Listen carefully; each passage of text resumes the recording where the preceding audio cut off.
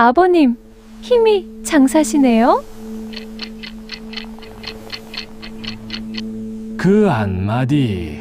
그 한마디가 있기까지 불과 10분도 걸리지 않았습니다. 그날은 온 가족이 모인 거실이었습니다.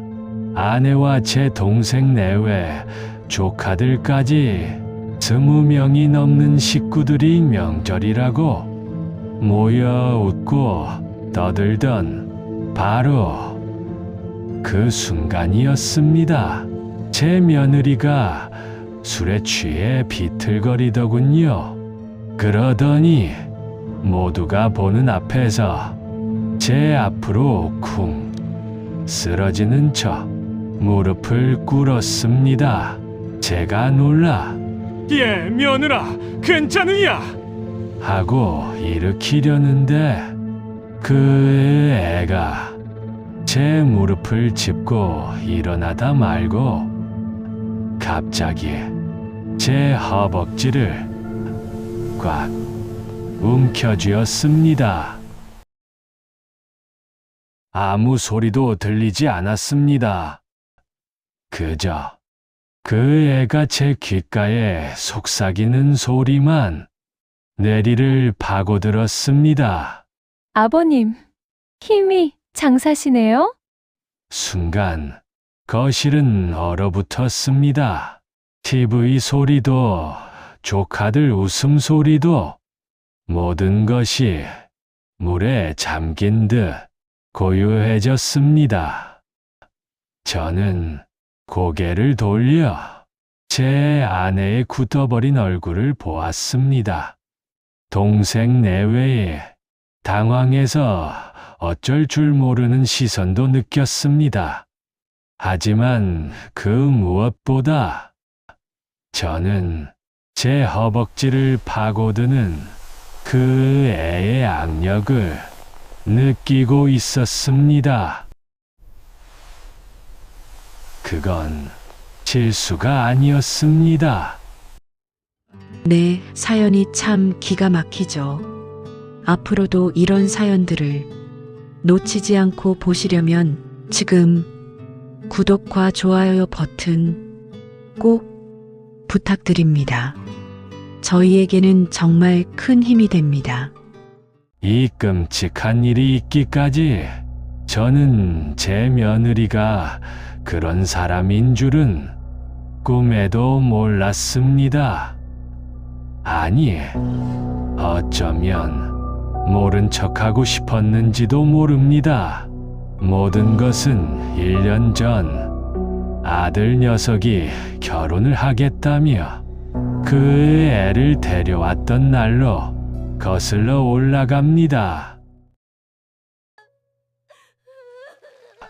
제게는 아들이 하나 있습니다. 하나뿐인 아들입니다. 어릴 때부터 착하고 순했지만 어딘가 모르게 약하다는 느낌을 저는 평생 지울 수가 없었습니다.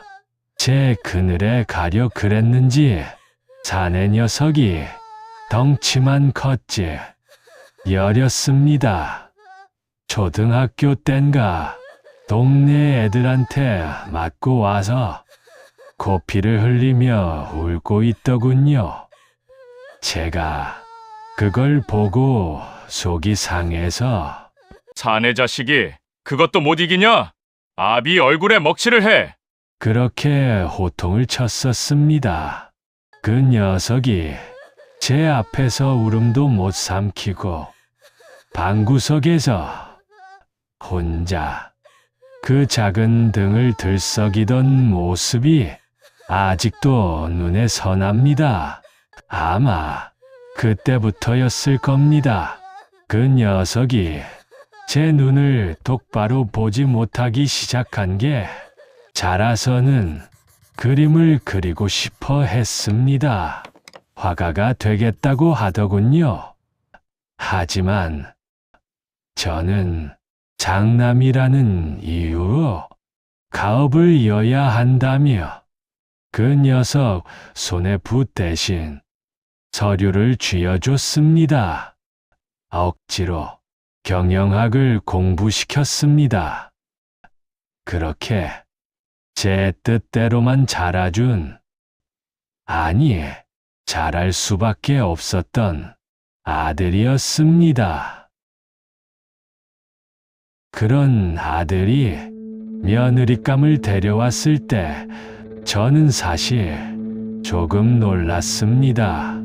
며느리는 한마디로 기가 센 여자였습니다.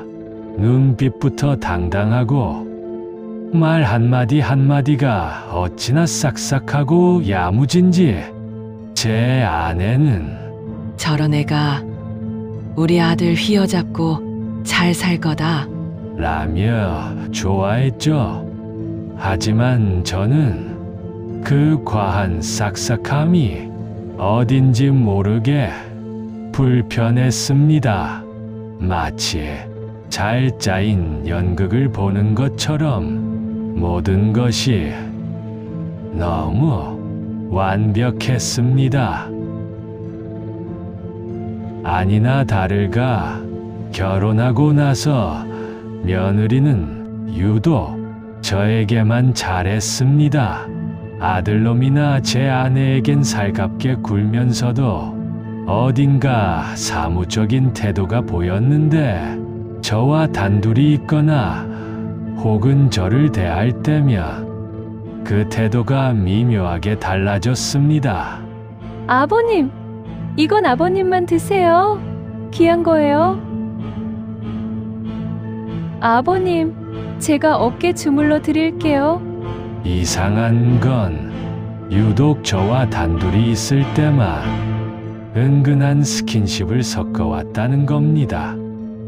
한 번은 제가 수십 년간 아끼던 수석을 그 애가 닦고 있더군요. 제가 놀라 "그건 내가 하는 거다!" 했더니 그 애가 웃으며 아버님 손길이 닿은 거라 저도 만져보고 싶어서요.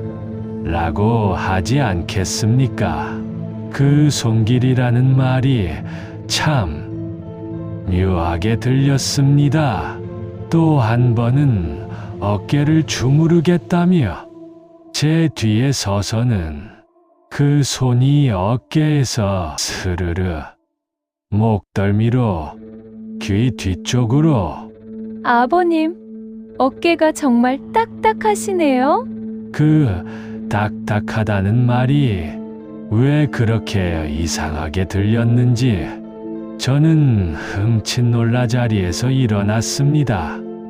며느리는 그저 웃고 있더군요.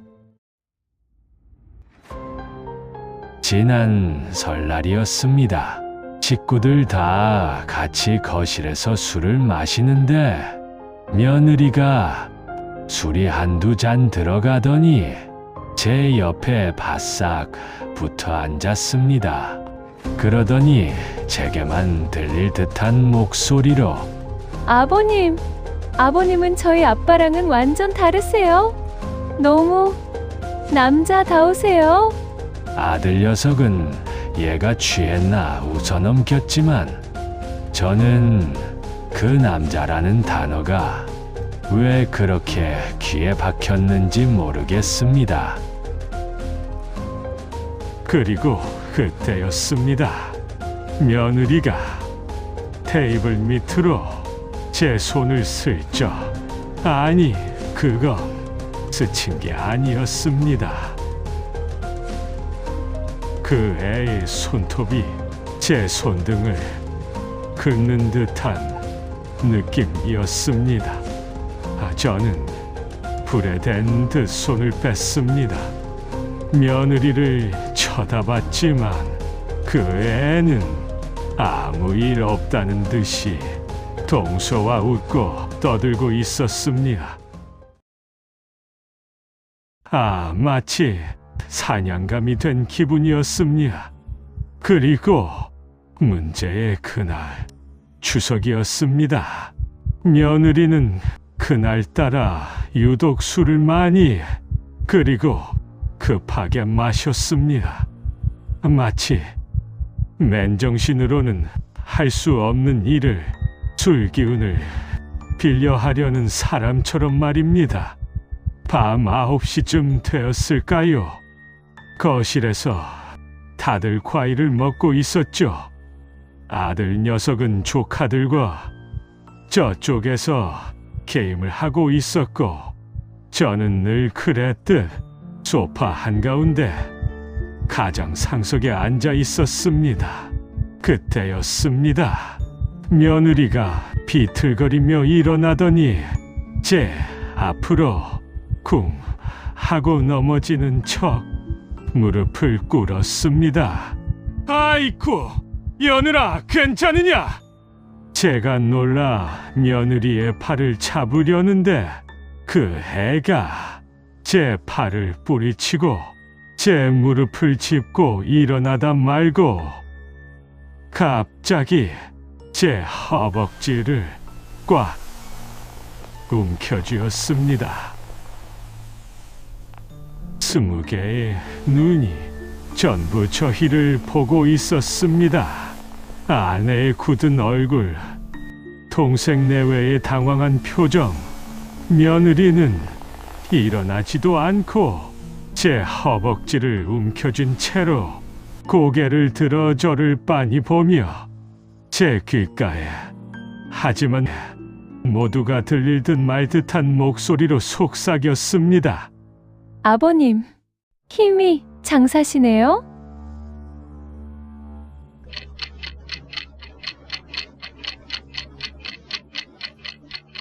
정적이 흘렀습니다. 10초, 20초. 그 시간은 제게 영원처럼 느껴졌습니다. 먼저 정신을 차린 건 아들 녀석이었습니다. 얘가 진짜 돌았나? 아들 녀석이 며느리를 잡아 끌어 방으로 데려갔고, 제 아내가 어머, 쟤가 술이 웬수야? 라며 억지 웃음을 지었습니다. 그 웃음소리가 유리 깨지는 소리처럼 거실을 긁었습니다. 다들 못 본 걸로 해. 우리 며느리가 술이 약해서. 하지만 저는 느꼈습니다. 다른 사람들은 술주정으로 봤을지 몰라도 저는 똑똑히 느꼈습니다. 그 악력, 그 손가락의 힘, 그건 실수가 아니었습니다. 분명한 의도가 있는 도발이었습니다. 그날 밤, 저는 잠을 이룰 수 없었습니다. 제 허벅지에 남은 그 소나기의 감촉이 사라지지 않았습니다. 왜 그랬을까? 며느리가 나를 남자로? 아니, 그럴 리가 없어. 내가 지금 무슨 생각을... 그보다 저는 부끄러웠습니다. 이 나이에 며느리에게 그런 짓을 당하고도 소리 하나 지르지 못한 제 자신이, 내 체면이, 가장의 권위가 한순간에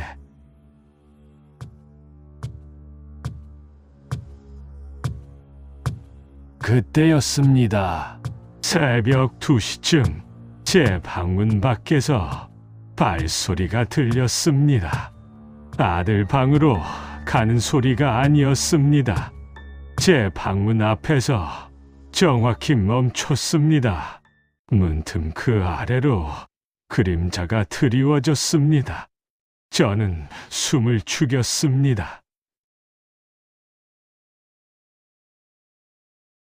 문을 열진 못했습니다. 아니, 안 열었습니다. 그 그림자는 한참을, 정말 한참을 서 있다가 마치 제가 숨죽이고 있다는 것을 안다는 듯이 조용히 사라졌습니다. 다음 날 아침 밥상머리에서 며느리는 아무 일도 없었다는 듯이, 아니, 더 밝게 웃으며 저를 대했습니다. 제 눈을 빤히 쳐다보며 말하더군요. 아버님, 어제 제가 실수했죠? 죄송해요. 밤새 안녕하셨어요? 하지만 그 눈은 웃고 있지 않았습니다. 그 눈은 제게 왜 문을 열지 않았냐고 묻고 있었습니다.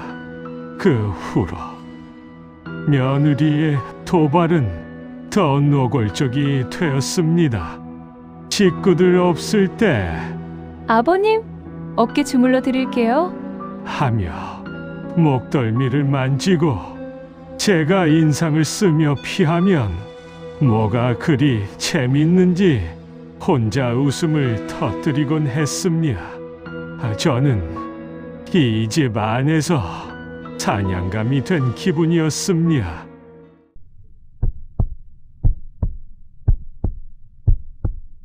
그러던 어느 날 아들이 일주일간 지방으로 출장을 갔습니다.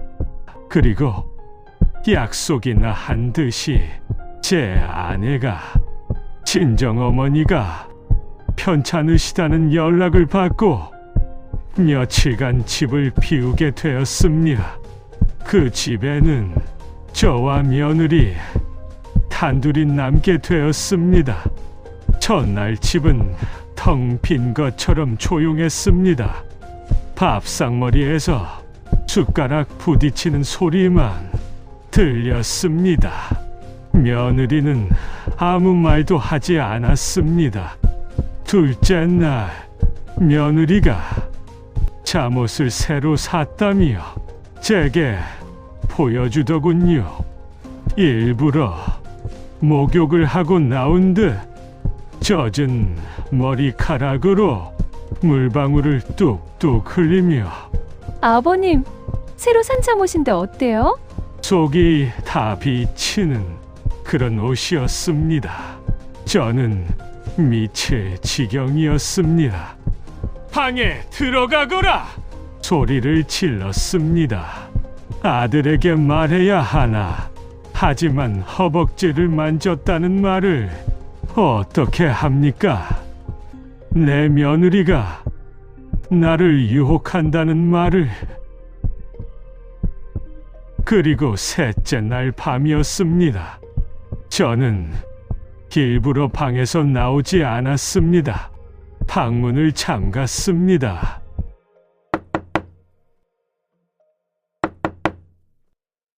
아버님, 주무세요? 대답하지 않았습니다. 그러자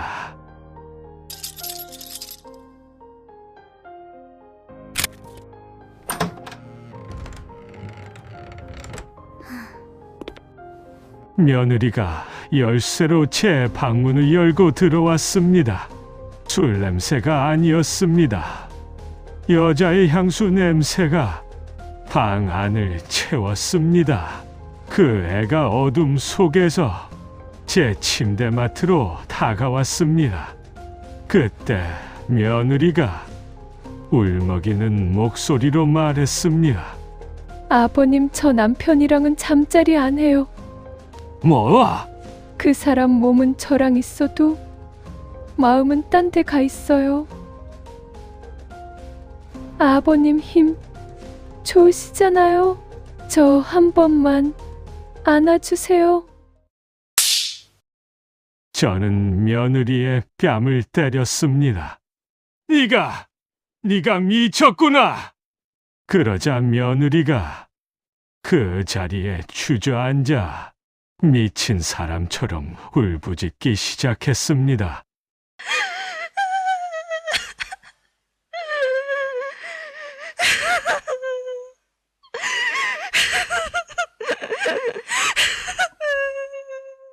네, 미쳤어요. 아버님 때문에 미친 게 아니라 아버님 아들 때문에 미쳤다고요. 아버님, 사실은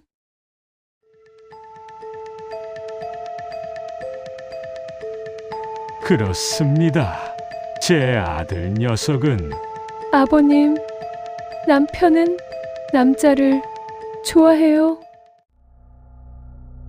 저는 제가 무슨 말을 들은 건지 이해할 수가 없었습니다. 며느리가 내뱉은 말은 제 상식으로는 도저히 그 애의 말은 이랬습니다. 제 아들은 그런 성향이었고 며느리는 그 사실을 알고도 결혼을 했다는 겁니다. 제 가문과 재산을 보고 결혼이라는 울타리 안에서 아이만 가지면 된다는 생각에 위장 결혼을 했던 겁니다. 제가 평생 가문을 이어야 한다고, 장손을 봐야 한다고 아들을 닥달했던 것을 그 애가 그걸 이용한 겁니다. 그런데 1년이 지나도 아이가 안 생겨요. 그 사람은 저를 만지지도 않아요. 저는 아이만 낳아주면 이 집에서 평생 편하게 살 수 있는데 그 사람이 저를 여자로 보질 않아요.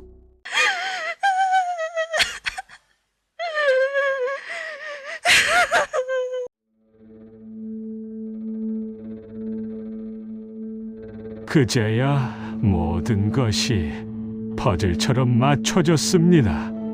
그 과한 싹싹함, 제 아들이 아닌 유독 가장인 저에게만 잘 보이려 했던 그 행동들, 제 목덜미를 만지던 그 손길, 테이블 밑에서 제 손등을 긁던 그 손톱, 그리고 그 허벅지 사건, 힘이 장사시네요라던 그 말, 그 애는 제 힘을 칭찬한 것이 아니었습니다. 대를 이을 아이를 만들어줄 남자로서의 힘을 저를 시험하고 도발했던 겁니다. 제가 제 아들 대신 지를 제공해 줄 수 있는지 그걸 떠본 겁니다.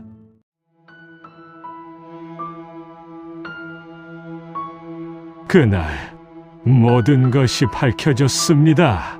출장에서 돌아온 아들을 추궁했습니다.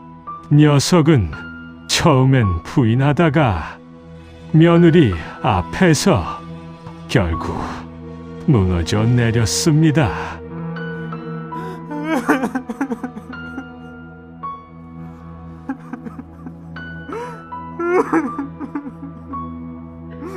울면서 모든 것을 인정하더군요.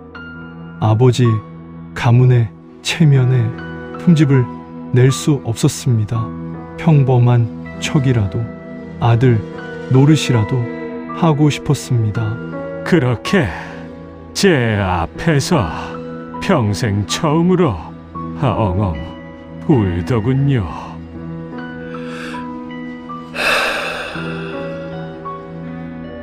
며느리는 이혼을 요구하며 위자료로 10억을 내놓으라고 했습니다. 자신의 청춘을 담보로 위장 결혼을 했으니 당연한 대가라고 하더군요.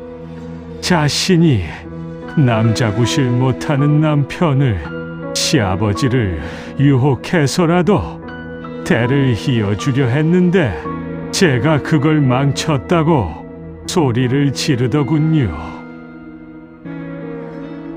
결국 이혼은 했습니다. 아들은 집을 나갔습니다.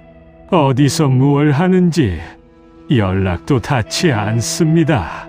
제 아내는 그 충격으로 몸져 누웠습니다. 평생 장손 타령만 하던 제 탓이라며 저를 원망하고 있습니다. 온 가족이 모여 웃던 그 거실은 이제 텅 비어버렸습니다. 가끔 그날을 생각합니다.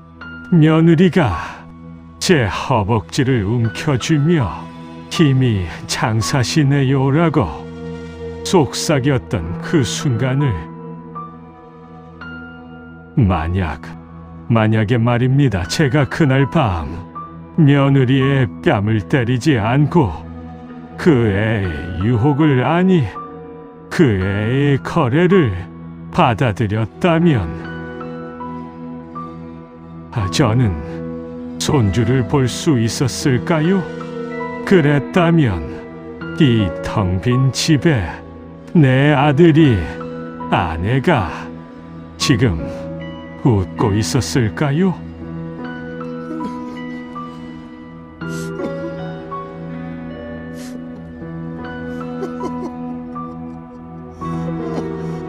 아니, 저는 도대체 무슨 생각을 하는 걸까요?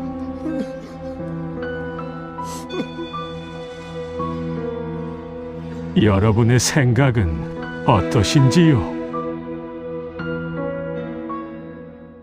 오늘의 이야기 어떠셨나요? 어떻게 저런 일이 하는 황당함, 그리고 만약 나라면 어땠을까 하는 아찔함을 동시에 느끼셨을 겁니다. 참으로 말하기 힘든 아슬아슬한 사연이었습니다. 세상에는 이처럼 우리의 상상을 넘어서는 이야기들이 아직 많습니다. 더 많은 사연이 궁금하시다면 구독과 좋아요로 응원 부탁드립니다. 여러분의 구독이 저희에게는 다음 이야기를 만드는 가장 큰 힘이 됩니다.